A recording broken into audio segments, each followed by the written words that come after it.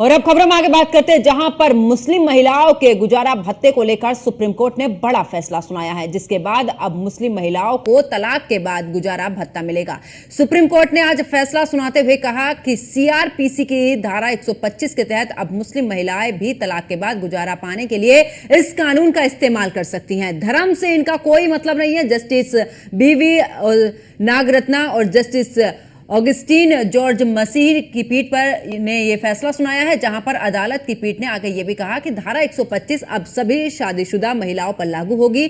Justice बीवी नागरत्ना की अगुवाई वाली 2 जजों की बेंच ने इस सेक्शन के तहत गुजारा भत्ता की मांग करने वाली एक मुस्लिम महिला के केस की सुनवाई करते हुए यह फैसला दिया है।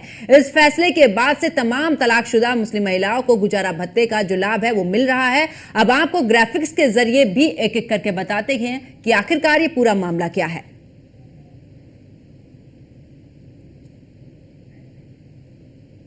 तो महिलाओं को मिलेगा तलाक के बाद भी गुजारा भत्ता। उधर सुप्रीम कोर्ट के फैसला आने के बाद मौलाना सूफियान ने अपनी प्रतिक्रिया दी है। उन्होंने कहा कि इस्लाम में तलाक के बाद इस तरीके के 3.25 महीने तो शोहर खर्च उठाता है, लेकिन इद्दत के बाद किसी भी तरीके का रिश्ता रखना या खर्च उठाने को मना है। इस दौरान उन्होंने क्या कुछ कहा है, जरा वो भी सुनिए। देखिए, मजहब इस्लाम ने निकाह के जरिए से जो रिश्ता कायम किया है उसमें यह मुतालबा किया है कि वो रिश्ता कायम रहे। इसीलिए शौहर और बीवी के हुकूक मजहब इस्लाम में वाज़ेह तौर पर बयान किए गए हैं।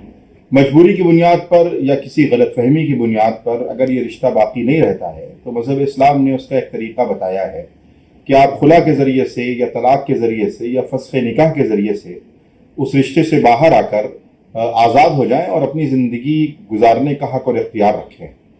अब ये जिम्मेदारी है कि इद्दत के दौरान जो तकरीबन 3.25 महीने का जो अरसा होता है उसमें जो साबिका शौहर है जिसने अपनी बीवी को तलाक दिया है उस पर यह जिम्मेदारी आई होती है कि वो इद्दत के दौरान का खर्च अपनी बीवी का खर्च उठाए और उसको इद्दत का खर्चा दे। अब इद्दत के खर्च के बाद मियाँ और बीवी दोनों आज़ाद हैं कि वो अपनी आज़ादाना ज़िंदगी गुजारने का हक़ और इख्तियार रखते हैं और उनको ये इख्तियार मिला है कि वो जहाँ और जिससे भी चाहें शादी कर सकते हैं। अब शरीयत ने कोई पाबंदी नहीं रखी है कि साबिका शौहर या साबिका बीवी उसकी किसी भी ज़िंदगी में दखल अंदाजी करे, उसके निजी मामलात में कोई दखल दे। यही वजह है कि इद्दत के बाद के खर्चे को शरीयत ने मना किया है ताकि जो साबिका बीवी या साबिका शौहर है उसकी निजी और पर्सनल ज़िंदगी में किसी भी तरीके का कोई इंटरफेयर ना हो। शरीयत का यही मुतालबा है, शरीयत की यही तालीम है। अब कानून की क्या राय है, कानून क्या कहता है, इस पर मैं समझता हूँ कि जो कानूनदा है वो अपनी बेहतरीन बात रख सकते हैं, अपने जो नज़रियात हैं उसको रख सकते हैं। बहरहाल शरीयत का यही मुतालबा है और शरीयत की यही तालीम है और मजहब इस्लाम ने मुसलमानों को यही तालीम दी है। देखिए, मजहब इस्लाम ने निकाह के ज़रिए से जो रिश्ता कायम किया है उसमें यह मुतालबा किया है कि वो रिश्ता कायम रहे। इसीलिए शौहर और बीवी के हुकूक मजहब इस्लाम में वाज़ेह तौर पर बयान किए गए हैं। मजबूरी की बुनियाद पर या किसी गलतफहमी की बुनियाद पर अगर ये रिश्ता बाकी नहीं रहता है तो मजहब। तो वहीं सुप्रीम कोर्ट के फैसले के बाद हमारे संवाददाता ने बीजेपी सांसद योगेंद्र चंदोलिया से बात की। इस दौरान उन्होंने कोर्ट के फैसले पर खुशी जताते हुए कहा कि तमाम मुस्लिम महिलाओं की जीत है और क्या कुछ कहा है, जरा वो भी सुनवाते हैं। हमारे साथ बातचीत करने के लिए बीजेपी सांसद योगेंद्र चंदोलिया जी हैं। सुप्रीम कोर्ट ने एक बड़ा फैसला दिया है मुस्लिम महिलाओं की हक की। अगर हम बात करें तो भारतीय जनता पार्टी हमेशा से करती रही है, चाहे 3 तलाक की अगर हम बात करें। सुप्रीम कोर्ट ने कहा है कि अब मुस्लिम महिलाओं का भी अधिकार होगा कि वो अपने पति से जो है गुजारा भत्ता मांग सकती है। इस फैसले को आप किस तरीके से देखते हैं?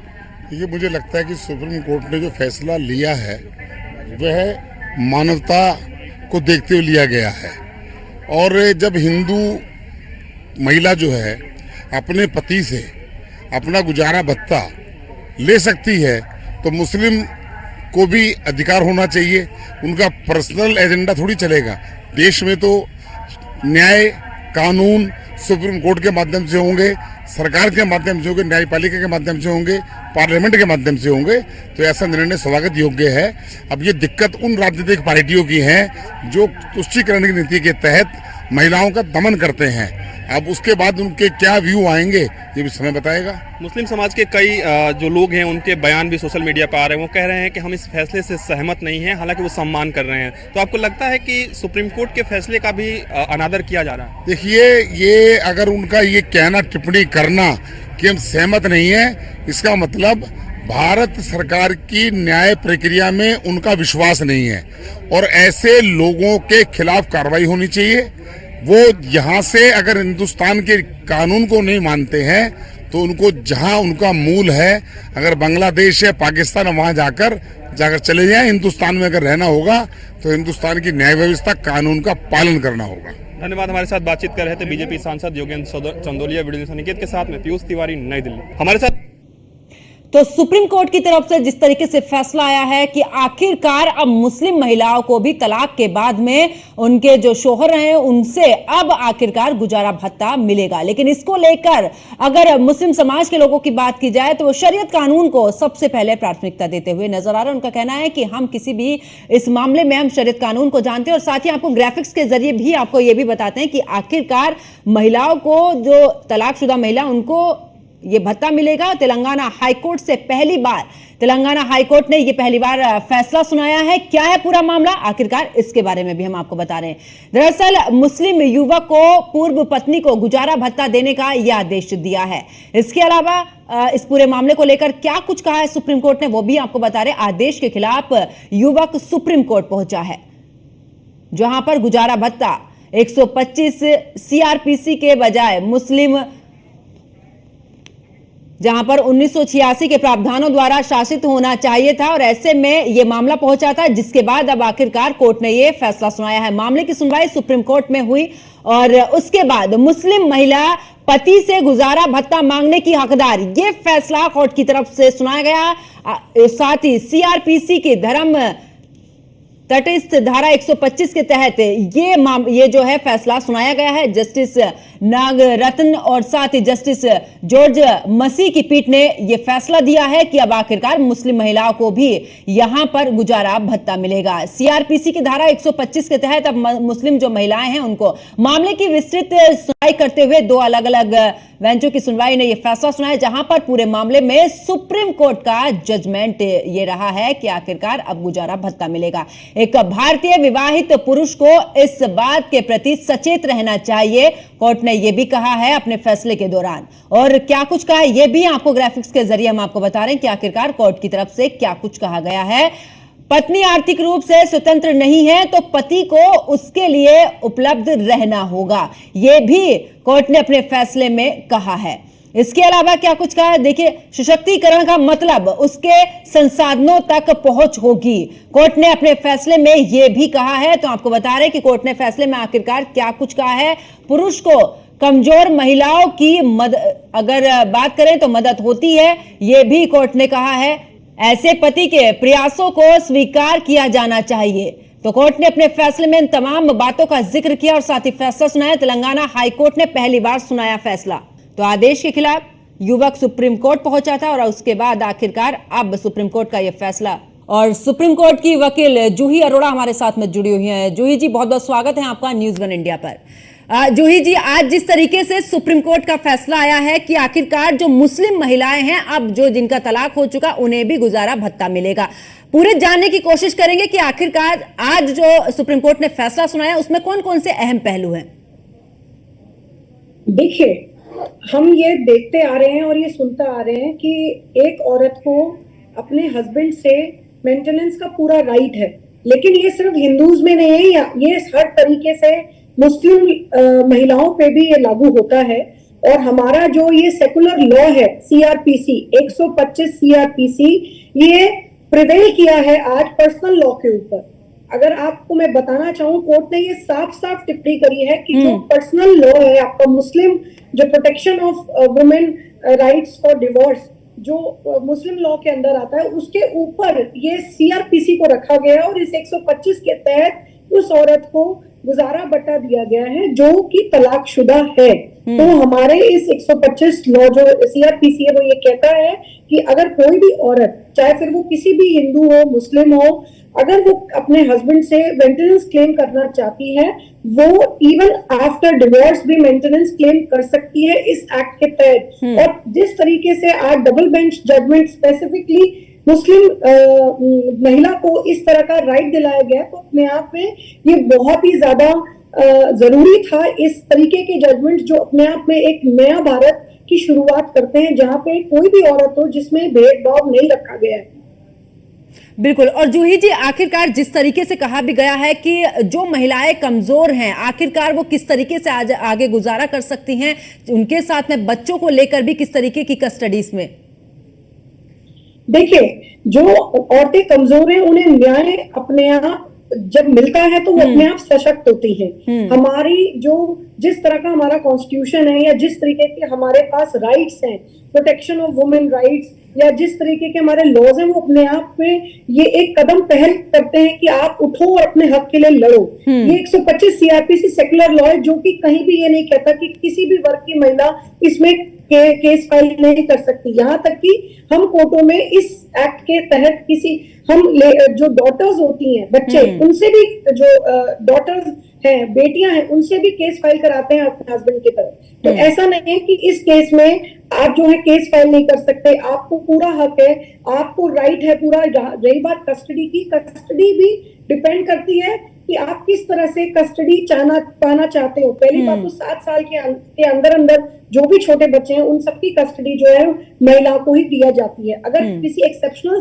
सर्कमस्टांसेस हैं, वहां पे बात अलग है, तो आपको याचिका दायर करनी पड़ेगी कि आप ऐसे एक्सेप्शनल सर्कमस्टांसेस आपके क्या हैं जो 7 साल से छोटे बच्चे की कस्टडी आप फादर चाहते हैं। उसके ऊपर अगर बच्चा है या कोई भी डॉटर या सन है, तो उसके ऊपर की जो भी कस्टडी की लड़ाई होती है वो कोर्ट से होती है और कोर्ट को पूरा समय मिलता है दोनों पक्षों को सुनने का। तो मेरा ये मानना है कि आज की डेट में अगर हम इस तरह के जजमेंट्स को स्वागत करते हैं, इस तरह के जजमेंट्स को सराहना करते हैं, तो अपने आप में ये कदम है उस चेंज की तरफ जो दिखाता है कि अब वो टाइम दूर नहीं जब हम कहीं भी किसी भी तरीके का आपस में भेदभाव ना रखेंगे। और अगर न्याय हमारा, क्योंकि आज से आप देखिए 2019 में भी जब ट्रिपल तलाक आया था, अपने आप में वो बहुत बड़ा स्टेप था जो कि उन मुस्लिम महिलाओं के लिए एक सेफ गार्ड था, एक सेवियर था, जो तलाक से जूझ रही थी बिना किसी वजह के। जो ट्रिपल तलाक की वजह से कितनी औरतों को यहाँ पे न्याय मिला है। तो उसी तरह से आज जो 2024 में हम देख रहे हैं कि जिस तरीके से 2019 से 24 तक का सफर हमने एक के बाद एक अच्छे फैसलों से हुआ, चाहे फिर वो ट्रांसजेंडर का हो, चाहे फिर वो मैरिटल रेप पे आया हो, चाहे फिर वो जिस भी तरह से आया, चाहे वो 7 जजमेंट में जहां पे हमारे फेवर में आया या जजमेंट में जिसमें सुप्रीम कोर्ट ने कुछ और बोला, तो कहीं ना कहीं उस हक के लिए या इस सोसाइटी के लिए जो एक सही कदम रहा है सुप्रीम कोर्ट ने, हमारी उच्च न्यायपालिका ने उठाया है समय समय पे। तो अभी उस समय था कि जब, और जूही अरोड़ा जी, क्योंकि पहले हमने ट्रिपल तलाक का भी देखा था कि इस दौरान मानने से मना किया था। मुस्लिम समाज के बहुत सारे ऐसे लोग सामने आए जिन्होंने कहा कि हम शरीयत कानून को मानते हैं और हम इस तरीके से, चाहे सुप्रीम कोर्ट का फैसला हो, हम संविधान के हिसाब से नहीं। ऐसे में जब आज ये फैसला आया तो तमाम प्रतिक्रिया भी सामने आई। उन्होंने कहा कि जो शरीयत कानून है हम उसी हिसाब से काम करेंगे, हम सुप्रीम कोर्ट का ये फैसला नहीं मानेंगे और जो पहले से चलता आया वैसे ही। अगर ये फैसला नहीं माना जाता है तो इस दौरान क्या कुछ यहां पर कार्रवाई की जा सकती है उसके खिलाफ? देखिए, ऑब्वियसली सुप्रीम कोर्ट का कहना है कि जो भी इस तरीके की महिलाएं कोर्ट में आएंगी तो उनको इस तरीके के फैसले के हिसाब से वो अपने आप में लायबल हैं, वो अपने आप में एक मेंटेनेंस मांगने के भी और मेंटेनेंस मिलने के भी वो हैं, उनको राइट्स हैं। तो अगर आपको मेंटेनेंस बनती है और आप किसी तरीके से अगर कोर्ट की ऑर्डर की उल्लंघना करते हैं, कंटेम्प्ट करते हैं, तो ऑब्वियसली उसमें बहुत सारे अलग से कानून है कि आपको, अगर आपने कोर्ट आप नहीं मानते तो आप एग्जीक्यूशन में जाके उस पर्टिकुलर जिसके अगेंस्ट वो हुआ है, जैसे कहते हैं हम हमारे कानूनी भाषा में डिग्री होल्डर, जो केस फाइल करके जो होता है जजमेंट डेटर को के अगेंस्ट हम एग्जीक्यूशन फाइल कराते हैं और उस केस में उसको पैसा देना ही पड़ता है। और अगर वो पैसा नहीं देते तो उसमें अटैचमेंट की सुविधाएं हैं, अटैचमेंट नहीं होता है तो जेल तक भी जाना पड़ सकता है। तो ऐसे मामलों में अगर आप किसी भी तरीके से कोर्ट के फैसले को नहीं मानते हैं या कोर्ट के फैसले होने के बाद अगर आप पैसे नहीं देते हैं तो आपको जेल का रास्ता देखना पड़ सकता है। कितना ये जूही जी, आखिरकार क्योंकि अभी आपने जिक्र किया है कि इस दौरान जेल का रास्ता भी देखना पड़ सकता है, कितने सजा इस दौरान अगर ये फैसला नहीं माना जाता है तो? देखिए, कोई भी अगर आप फैसला नहीं मानते हैं तो पहले इसमें स्टेप्स हैं। पहले हम कोर्ट चाहती है कि वो अपने आप तरीके से दे पैसे, अगर नहीं देते हैं तो उसमें एग्जीक्यूशन में जाके जो है उनकी प्रॉपर्टी अटैच कराते हैं। जिस तरह से अगर कोई इमूवेबल प्रॉपर्टी नहीं है तो मूवेबल प्रॉपर्टी अटैच कराई जाती है, जैसे कि आपका स्कूटर, मोबाइल फोन, इस तरह के। अगर इस सब से भी कुछ नहीं होता है और अगर उनके पास कुछ भी नहीं है तो वो अगला वो है आपका स्टेप, उनको जेल होती है, वारंट ऑफ अरेस्ट होते हैं। और ऐसे केसेस में जब तक आदमी पैसा नहीं देता है तब तक वो जेल में ही रहता है। और ज्यादातर मामलों में लोग जो है अंदर जाने के बाद ये रियलाइज करते हैं कि हम कुछ पैसा अरेंज करा के कुछ बीवी को देते हैं तो फिर वो उन्हें कोर्ट बाहर निकालती है। और यही नहीं, मैं मानती हूँ कि कोर्ट्स आज की डेट में हर तरीके से, यहाँ तक कि मुजरिमों को भी ये पनाह देती हैं, इस तरह से उनको मौके देते हैं कि वो सुधर जाएं या वो बाहर आके कमाएं और फिर पैसा दे। तो कितनी बार हमारे सामने कोर्टों ने मौके दिए हैं कि आप बाहर आओ, कमाओ, और इतने पैसे को हम आपको अलाउ कर रहे हैं और इतना पैसा आपको 6 महीने का वक्त दे रहे हैं या 3 महीने का वक्त दे रहे हैं। तो मुझे ये मानना है कि हर तरीके से अगर जिसने सोच ही लिया कि मुझे मानना ही नहीं है कोर्ट का फैसला, तो फिर उसके लिए तो सब सजा सब जरूर है। बिल्कुल। और जूही अरोड़ा जी, अक्सर देखा है कि लगातार महिलाओं के पक्ष में ऐसे फैसले आ रहे हैं। अगर मैं ट्रिपल तलाक की बात करूं, जब से ट्रिपल तलाक को लेकर कानून बना है तब से कितनी गिरावट ऐसे मामलों में आई, क्योंकि अब एक बार अगर इस तरीके से गुजारा भत्ता देना होगा तो आपको तलाक देने से पहले 10 बार सोचना होगा कि आखिरकार हम तलाक तो दे रहे हैं लेकिन हमें गुजारा भत्ता देना होगा। तो इससे कितने केसों में कमी आएगी? देखिए, ये बहुत जरूरी था कि ये चीज हर इंसान इस चीज को पहचाने और आपके इस शो के माध्यम से, इस मीडिया न्यूज के माध्यम से लोगों को ये चीज समझ आ रही है कि अब वो टाइम नहीं कि जब आप औरतों को अपने पैरों की जूती समझे। अगर अब आप शादी कर रहे हैं तो आप उसको निभाएं, और अगर आप नहीं निभा सकते तो आप उसको पूरा गुजारा भत्ता दें। और इस तरीके से कोर्टों में बहुत क्विक सुनवाई है, इंटरिम मेंटेनेंस का प्रोविजन है, यहाँ तक कि एड इंटरिम प्रोविजन भी है, जिसमें कि पहली डेट पे, अभी नोटिस भी नहीं होते हैं, पहली डेट पे जो है आप नोटिस अगर होते भी हैं तो बिल्कुल पहली डेट पे बिना एफिडेविट जो इनकम एफिडेविट के दिए भी कोर्ट मान सकती है कुछ पैसा औरतों के फेवर में गुजारा भत्ते का।